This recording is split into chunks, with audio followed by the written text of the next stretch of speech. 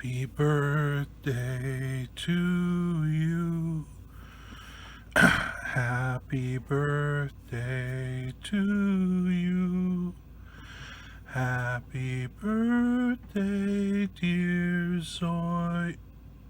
Oh, how embarrassing. You caught me during my daily practice of singing to Zoya. I'm just joking around, but I'm glad you're here for the birthday party.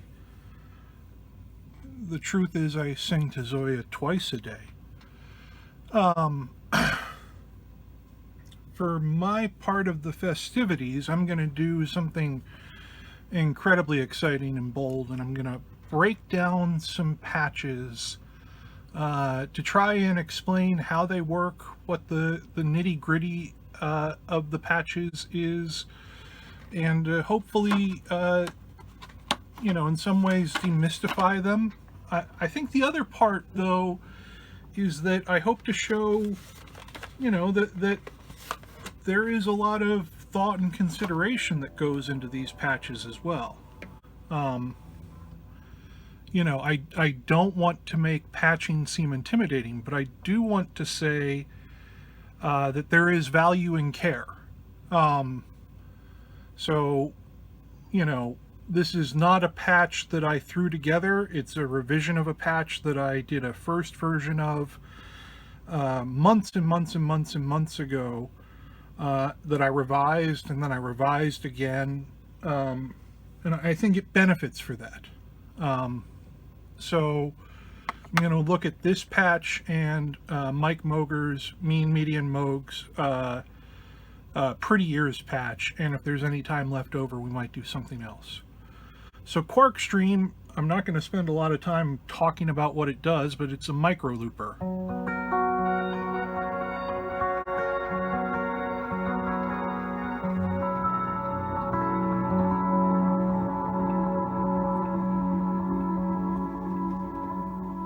So what I mean by that is that it captures little bits of sound and loops them.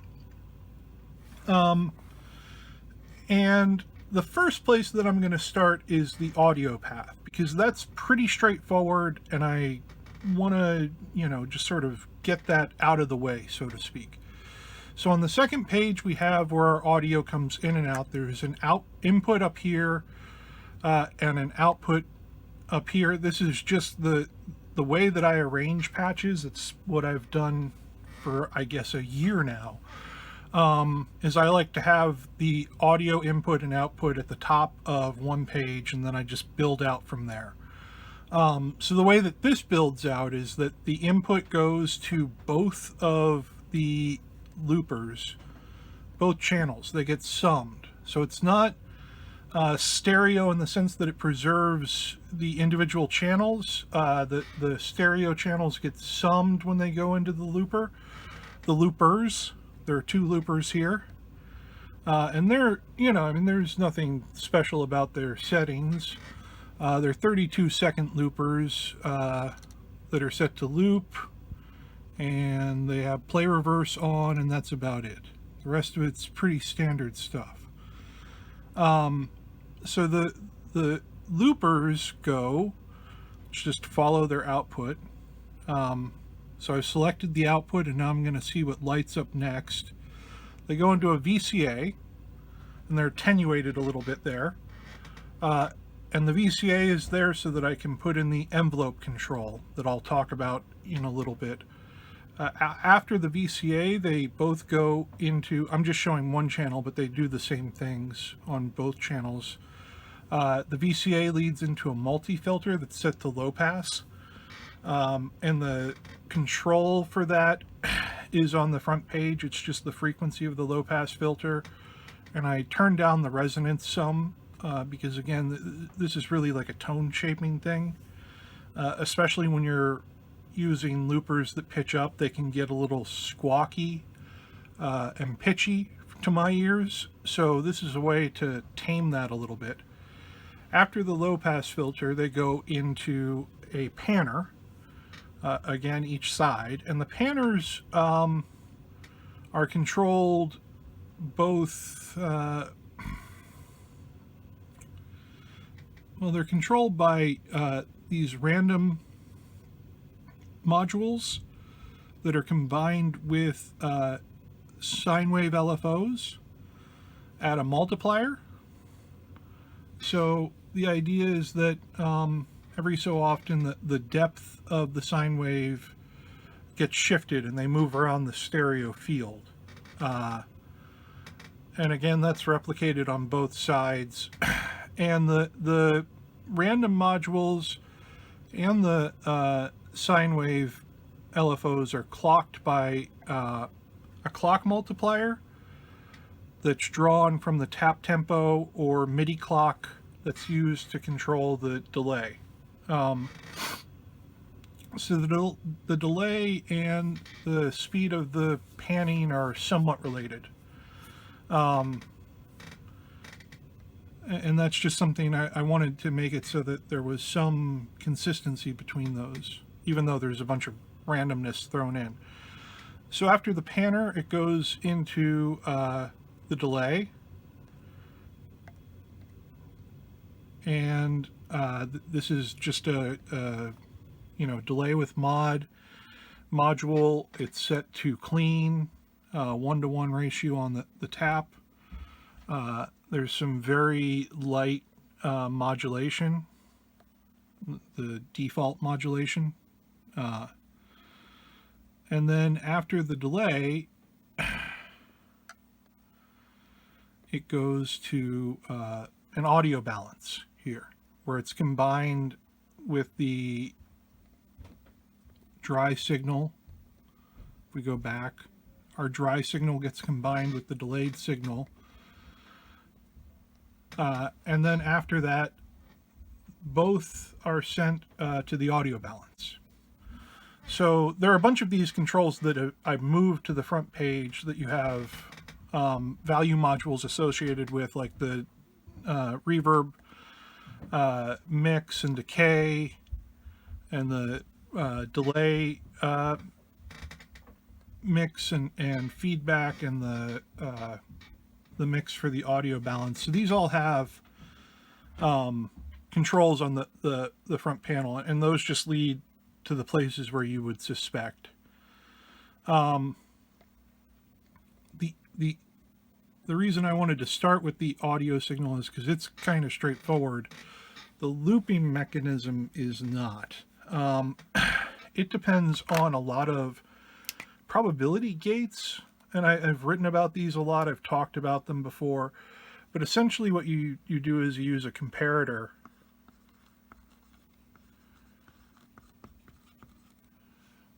to decide between a set value and a randomly generated number. And you do that with a random module. In this case, the random modules are clocked in a number of different ways to determine whether or not, first of all, one looper or the other is recording, and then if they're recording at all. So I'm going to start with the question of whether they're recording at all. We have a comparator here. This is the loop chance control. This is how it's controlled. There's a value module on the front page that allows you to adjust the likelihood of whether or not a loop is recorded at any given clock cycle. And the way that it does that, again, is with this comparator configuration that I described. So we have a set value, and every time the clock goes, the comparator figures out whether or not that randomly generated number is higher or lower than the set value. So when this is at 1, the output of the comparator will always be 1. When I say this, I mean this control for the loop chance. And when it's at 0, the output of the comparator will always be 0, but in between you get different likelihoods that it'll be 0 or 1. And that's used to generate the signal that's sent to the record of the loopers. and it goes through a multiplier. The multiplier is so that we can disable recording.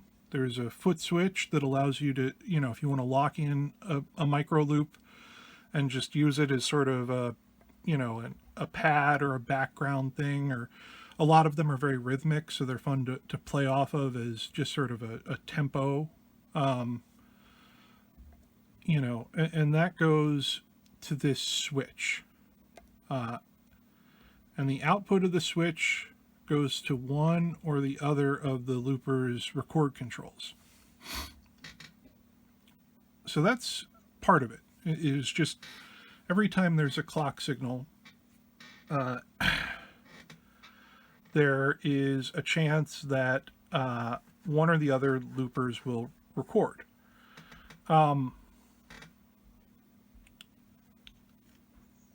The other part of it is the clock signal itself, and that's broken down into two parts. There's an LFO that's controlled by this loop size control. So as we turn this down, the rate of the LFO will decrease, and we'll get longer loop cycles. And as we turn it up,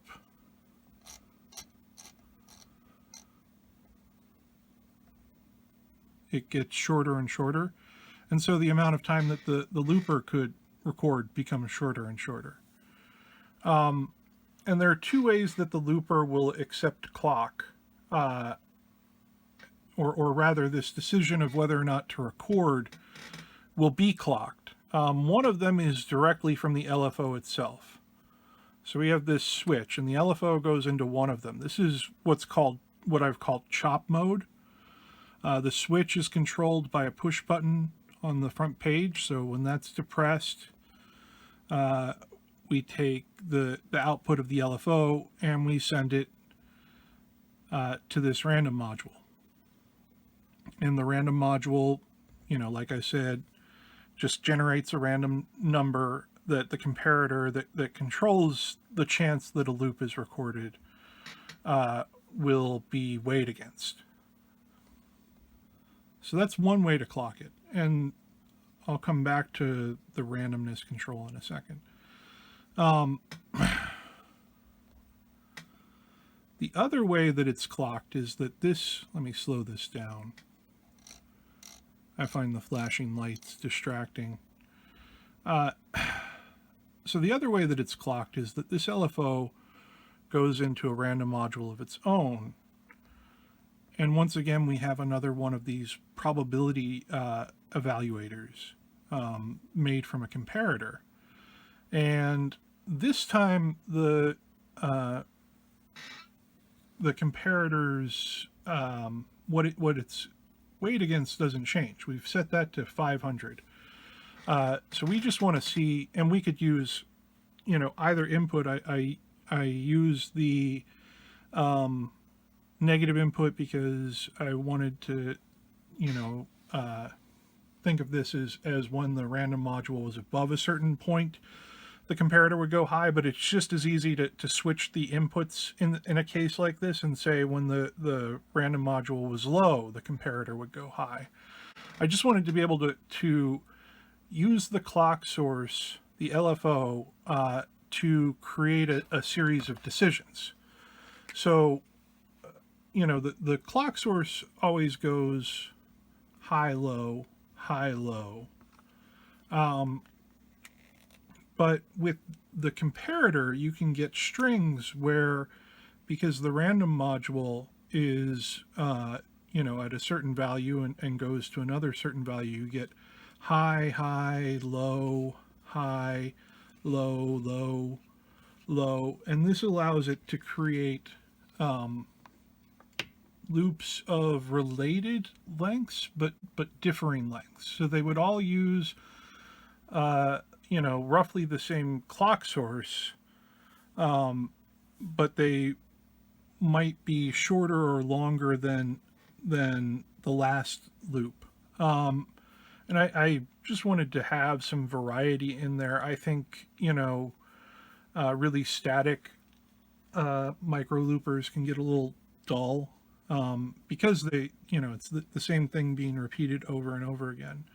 So you basically have the option. I built that in. You can either have really consistently sized micro loops, or they can be, again, randomly sized but related in their random size because they use the same clock source.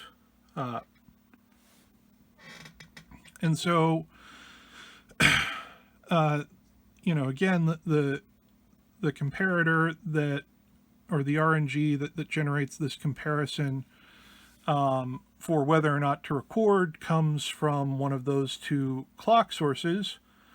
So again, that's just saying, every so often it's asked, to generate a new random number, and that new random number may be higher or lower than the previous random number, and if it's or the set threshold, and if it's above the set threshold, or below the set threshold, sorry, in that case, it records. The other thing that happens here is that the output of the switch goes to a flip-flop, and the flip-flop goes to a delay, and then that controls what channel the switch is going to. And essentially the flip-flop here is working as a clock divider. So it just takes every clock signal it receives and divides by 2.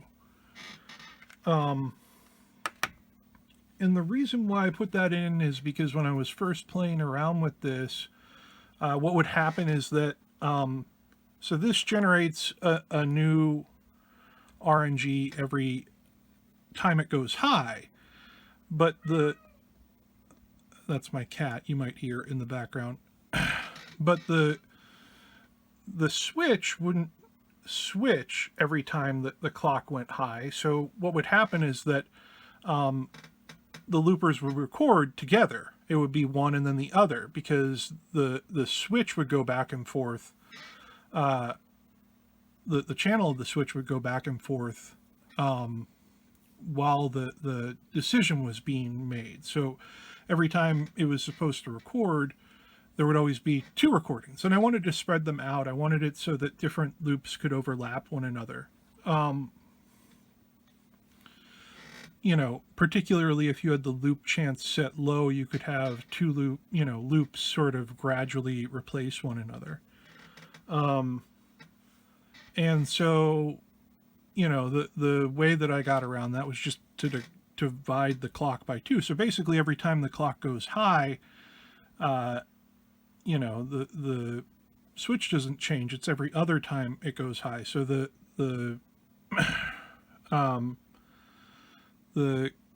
loops aren't always recorded one after the other.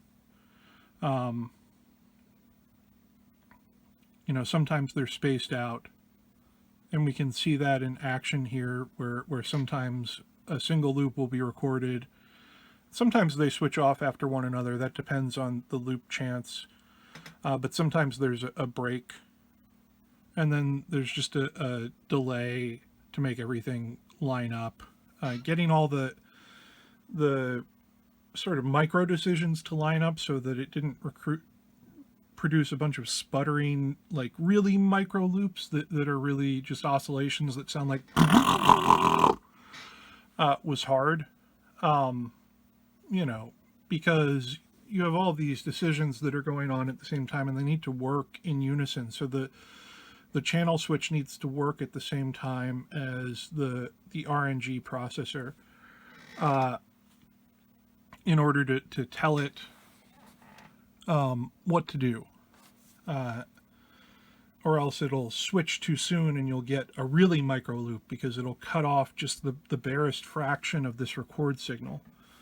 So, that's what the CV delay is doing there. And that's the micro looping process. And I realize this is kind of technical, but really it's a question of asking, how do I make something happen sometimes under controlled circumstances?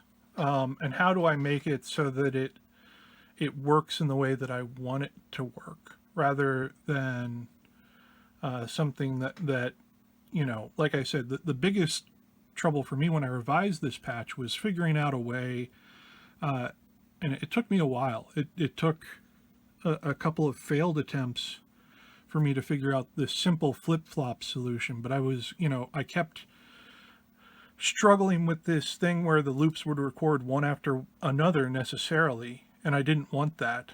That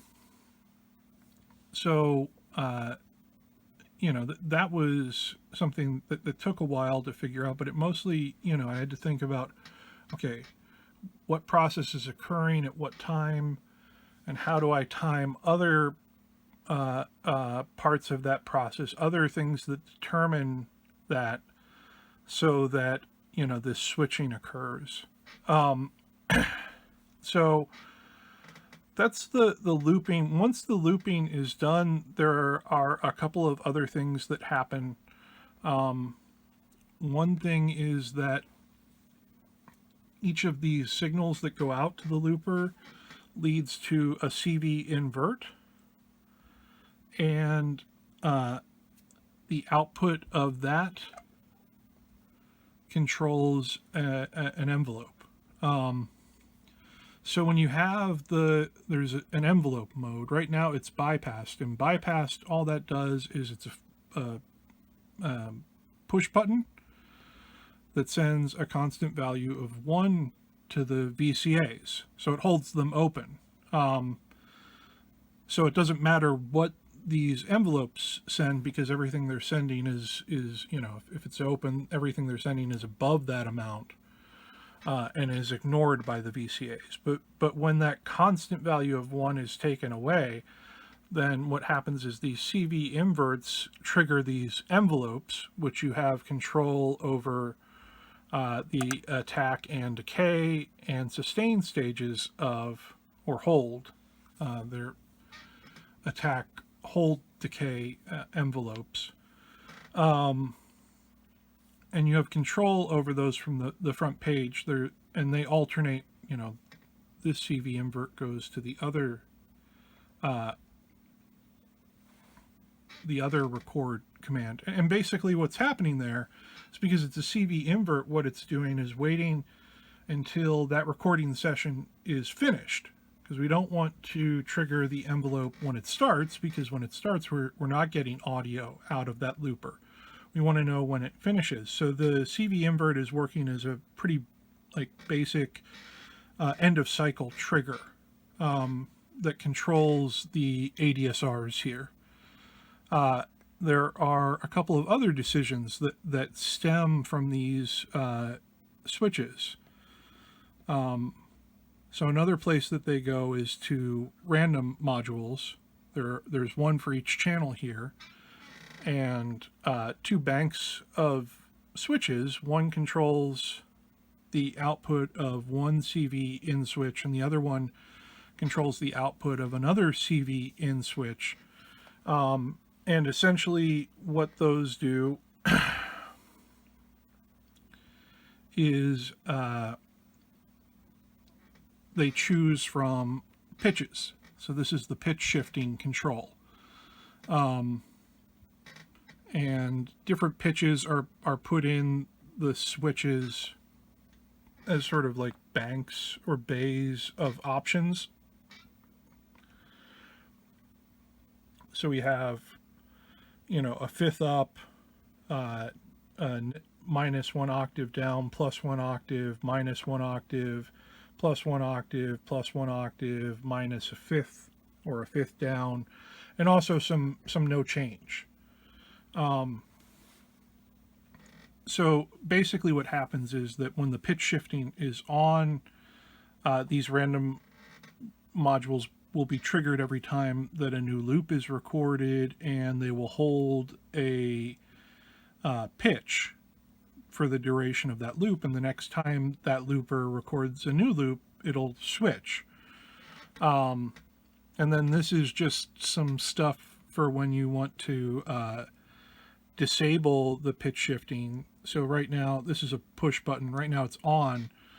This push button leads to What this is I think this is kind of clever, a negative 1-to-1 value module.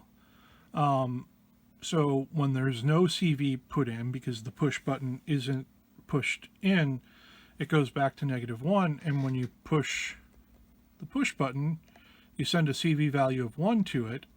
That CV value is attenuated to 50%. So 50% of the span of -1 to 1 is 0. Here it's 0.0001. That doesn't really matter for the purposes of our RNGs.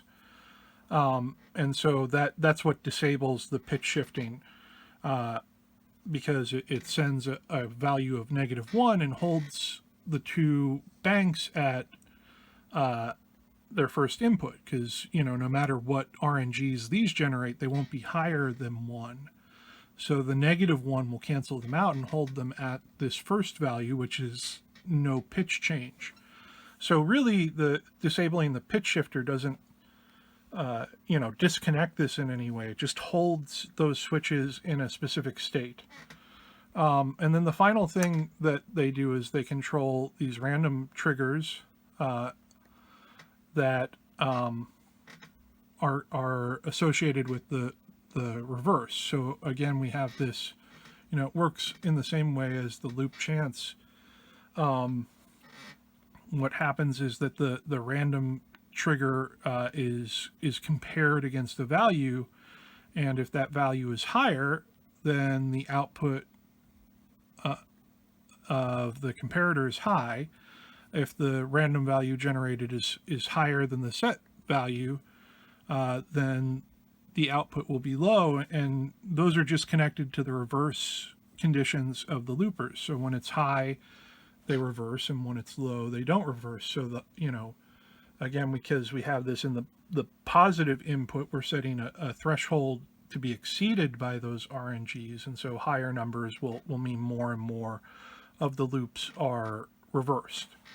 And there's one final thing I didn't talk about, which is the randomness control. All this does is, so we have this LFO, and we have this RNG, and the RNG goes into one input of a multiplier, and the other side of the multiplier is this randomness control, and the output is fed back into our clock, our LFO that controls everything. It controls both the automatic chop mode and the more free-flowing comparator-driven side. And so what that means is that every time this LFO goes high, the random module will it's a pretty attenuated signal. I'll show you. But we can increase the connection between the output of this random module and the input of the rate control of the LFO so that it shifts around. And I'll go here, and it's attenuated to 15%, so it doesn't get too crazy. At 15% of a change in rate can be, it's pretty noticeable. So yeah, that's how that control works, and that's the patch. Again, a lot of it is about figuring out when I wanted something to happen and how to be able to control that. And then after that, it's not easy, but once you figure out what you want to do, you start working backwards and thinking about what parts are really important for that. And particularly these comparator RNG things, I talk about them all the time. I use them a lot. They're really great ways to introduce controlled randomness into a patch, where you can have a little bit of randomness or a lot of randomness, and you can allow a patch to sort of make decisions that allow it to change and evolve and do unpredictable things in a predictable fashion, which I really like. I like patches that I can be surprised by or play against. So that's why that's such a big part of this patch. And that's how it works. If you have any questions about this, I feel like I rushed through a bunch of things, and other things maybe I didn't explain very well, but I can try again. So ask me questions.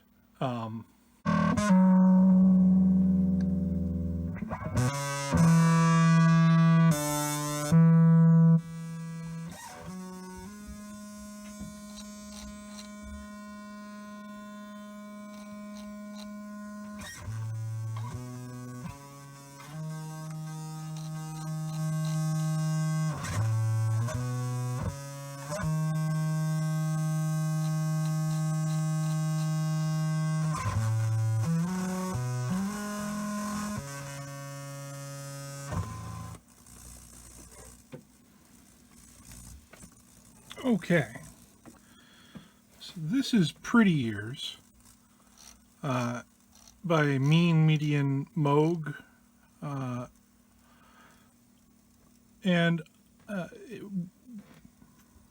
what I like about it, I'll just start off with that, is that it's a great patch for displaying the different gain textures that you can get out of ZOIA. I think gain is this part of ZOIA that people really overlook, but there are a lot of really cool ways to use the different gain modules. I think this patch does a lot for that. And I also think, again, it shows a different way that you can be, I talked when I discussed Quark stream about, care, and I think this patch shows a lot of care in how it's set up. So the idea here is to replicate the fuzz overdrive filter fuckstorm. I don't know. Pretty Ears is a pedal that was produced by Small Sound, Big Sound in very small numbers. And if you've got like a grand out there, just not doing anything, you can maybe track one down. They're pretty rare. But meanmedianmoge, I'm going to call him Mike. I know him as Mike. Mike worked with Brian, the designer, a little bit, getting some feedback on how the different paths work, and he replicated something that I can't speak to authenticity. I've heard some sound samples. Mike's posted some sound samples, but it sounds really cool to my ears. There are a lot of cool textures you can get out of it. But breaking down the patch, this is a patch that depends a lot on the different audio paths that are used and how they're attenuated. So I've charted those out here. And this is a rat's nest by intention, because part of the charm of this pedal is that it introduces all of these options for feedback paths from the filter that it uses.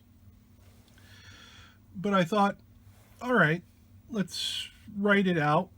And this maybe isn't the best way to do it, but I had some limited space, and I was sort of figuring it out as I went. Although Mike has some great patch notes on this. And I'm going to just sort of talk about what happens in this patch. So really, the thing to focus on here is that there are a number of audio switches. And these are related to these buttons here. And the buttons do two things. One is that they will increase the gain for that given channel on this mixer that everything's fed into. And the other is that they'll switch the audio path on this series of switches. All of these switches that I have marked here, here, here, and here. And again, I'm sorry if that's not the best way to represent it. All of those switches control where the filter is placed in the signal path. So just to give an example, if none of the switches are selected, what happens is that audio goes into this tone control. This is a tone control module. It's used to introduce different low and low cut amounts, and it's used as the first gain stage. So if none of the switches are pressed, what happens is that audio goes into the tone control, and it goes into this switch that corresponds to this first button, but since that switch isn't pressed, it goes on to the second gain stage, which is an overdrive. It's a pushed overdrive, you know, and there's control. You can control the amount of gain that it has. This connects to the gain 2 control on the front page. For the low cut, we have control over the bass and the mid gain. So we can control how much low is introduced or removed at the beginning of the circuit. And that's a pretty awesome, like, tone shaping thing, because, you know, where you introduce, what frequencies you introduce at the beginning of gain staging has a huge effect on everything that follows. So it goes into the tone control, it goes into gain 2, which is an overdrive. It would go into gain, or gain 3. I mislabeled these because I was trying to chart them out. So this is gain 2, and this is gain 3. These are both overdrives. This is another pushed overdrive. And then it would go to this bias control, which is a bit crusher. And then it would go out through an EQ section that allows you to shape the frequencies as they're coming out of the circuit. But the really cool thing is, and I'm going to try and show this. I have a yellow pen, but I'm going to use an orange pen because yellow doesn't show up very well at all. So let's say I press switch 2. What happens is, instead of following this circuit out to the EQ, we press switch 2 for gain 2. I'll just correct that here. And instead of going on to gain 3, it'll go into the mixer. And the mixer's output is sent to the VCF, and the VCF is a state variable filter, and it has the outputs for the left, or the low pass, the band pass, and the high pass. And we can look at that. So we press this button, and we've pushed the gain on mixer 2, and there gain 2 is particular in this circuit, because it has some slightly different gain settings that I don't fully understand. If you want to learn more about it, you can ask Mike. But it pushes the gain for that channel.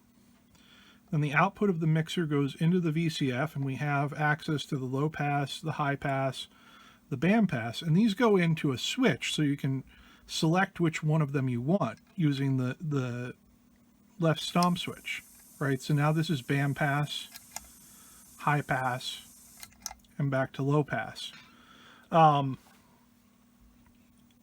And what that'll do is introduce this into the circuit, and then it'll go on to gain 3. But because we have all of these switches, we can create all sorts of feedback paths too. So if we use switch 4 for gain stage 4,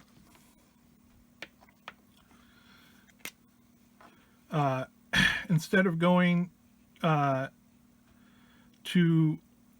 sorry, I drew this wrong. Yeah, no, I didn't. Instead of going straight to the output,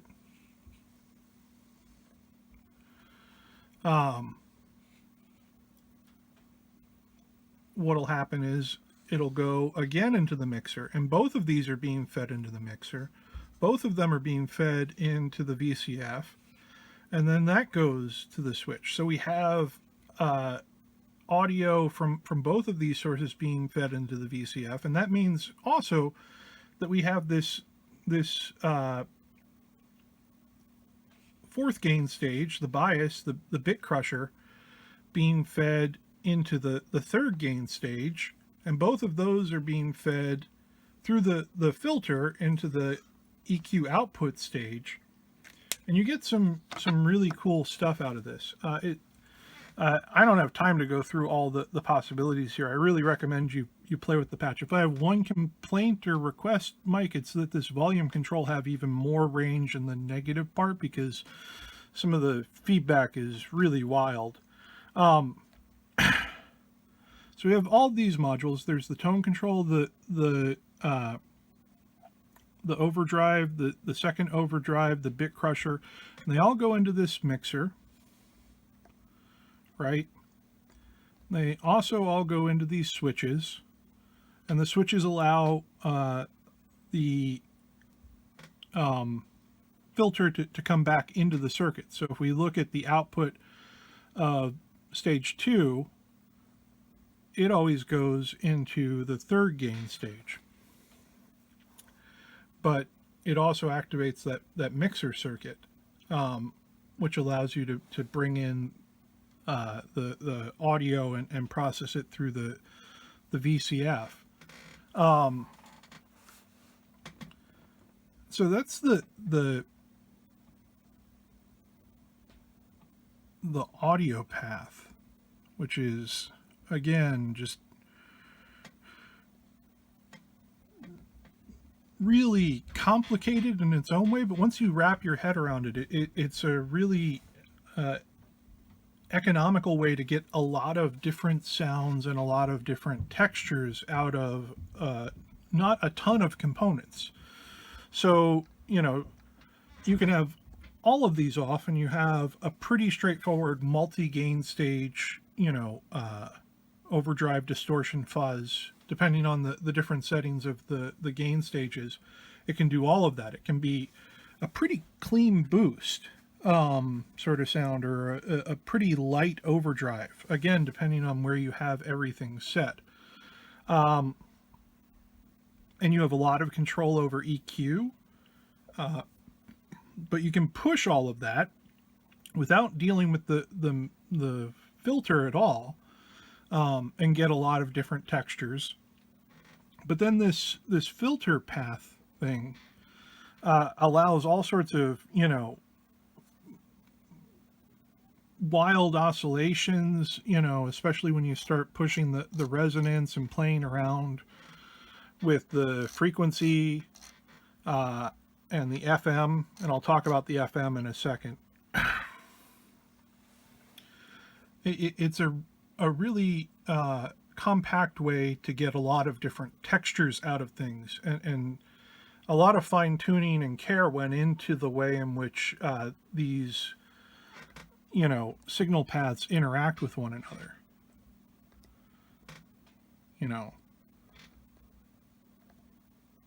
So that's the audio side of it. The FM side. So the FM is essentially it's an envelope follower.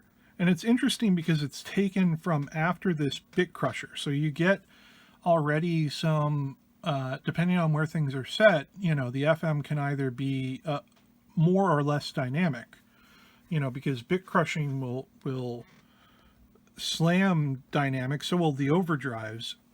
So the FM changes a lot depending on how gain occurs earlier in the circuit.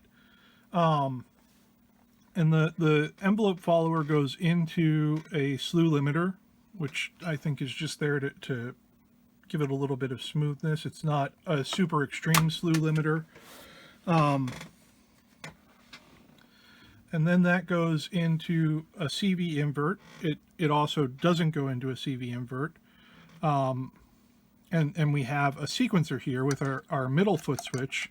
We can select the behavior, and there's a UI button on the first page that changes depending on what behavior we've selected.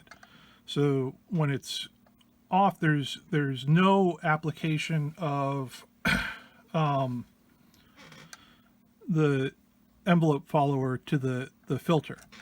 And when it's red, it's a downward follower, and when it's when it's green, it's a downward follower. When it's red, it's an upward follower. So it's pushing the frequency higher and higher, or lower and lower, depending on the dynamics. And then this goes into the behavior, or the amount, which goes back to the first page.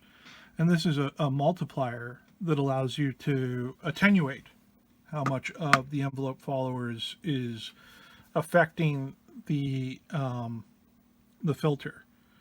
So, I'm probably not explaining this very well, and Mike can do a better job. But it's a really, or Mike can correct me, but it's a really cool way to get a lot out of it. This is still a lot of components, but you get all of these different permutations from them.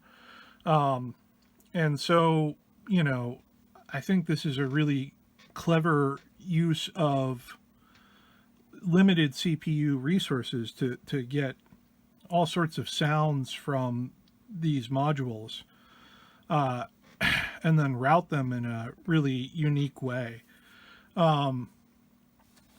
So yeah, the FM is a envelope well, that doesn't look good at all.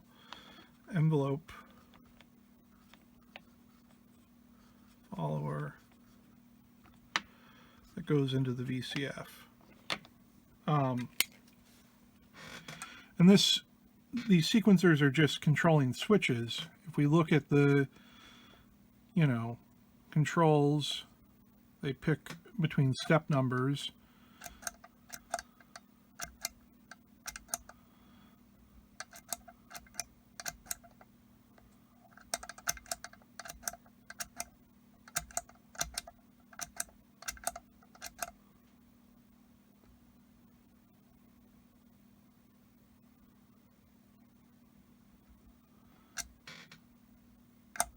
And if you press down on this, I didn't realize this, it will always go to a positive envelope follower. So you learn something new every day. There's also, I should mention, an expression pedal in for the filter frequency. So there are a lot of different ways to influence the filter frequency. You could have an envelope follower controlling it while a expression pedal is pushing it in a different direction. And then if we look at these sequencers, again, we have these steps.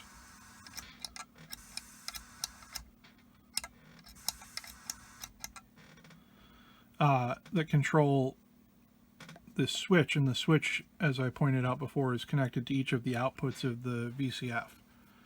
So really, really cool patch. Mike has some great patch notes on it. He's done some demos. So check those out. But yeah, this is sort of what it looks like if you sketch it out. So those are my patch breakdowns. Happy birthday, Zoia. Hello to everyone. And if you have questions, ask me or Mike, or really bad at ending these.